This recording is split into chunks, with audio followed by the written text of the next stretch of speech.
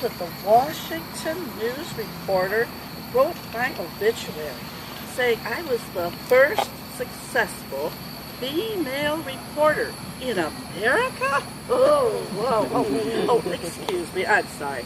Let me introduce myself. I'm Marion Toombs Colley Boyd, and I'd like to introduce you to our family clock. Over here, my mother, Kate, was the daughter of Gabriel Toombs. He was Robert Toombs' brother. Kate married my father, Judge Frank Colley, in 1876. And I was born right here in Washington in 1878. I had my sister Kathleen, and she was born in 1881. Why, I grew up in the home of my great-uncle, Robert Toombs. He lived and worked there, and it was a wonderful experience for me. However, I may have inherited some of his more memorable traits. Why, I shared his outspokenness and his commitment to causes and ability to articulate a point of view. The line, as you can see, was with the written word, not oration. I too enjoyed, as they say in today's parlance, living on the edge. Why, in 1919, I was chosen to represent the press on the very first airplane flight from New York City to Havana, Cuba. What an honor. Oh my, let me tell you. Oh, let me see, how could that be for a lady like me, you might ask?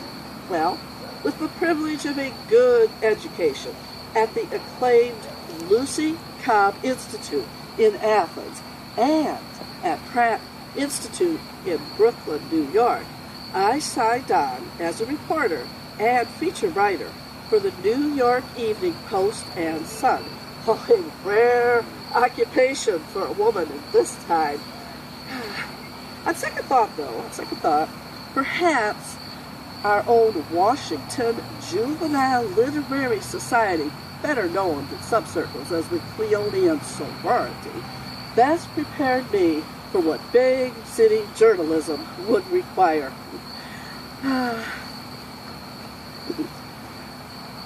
In 1910 to 1913, I regaled in my independence.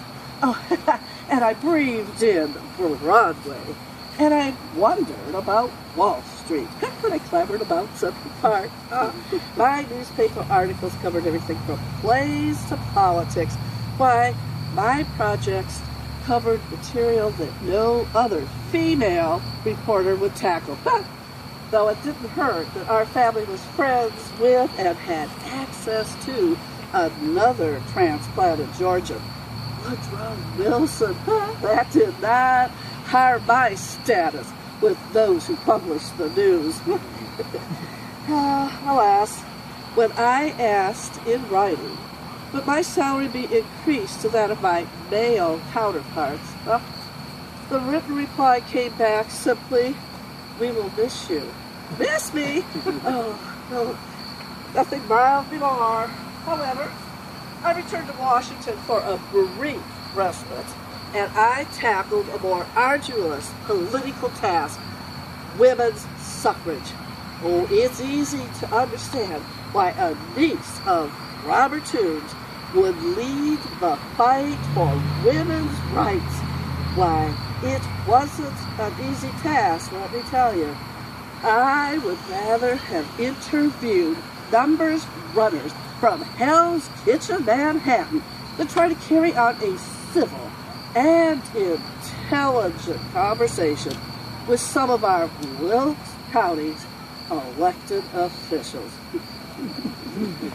Well, after a two-year battle, we were victorious. In 1922, Georgia women joined the rest of the nation at the voting booths. Oh, and we celebrated our victory with great satisfaction of a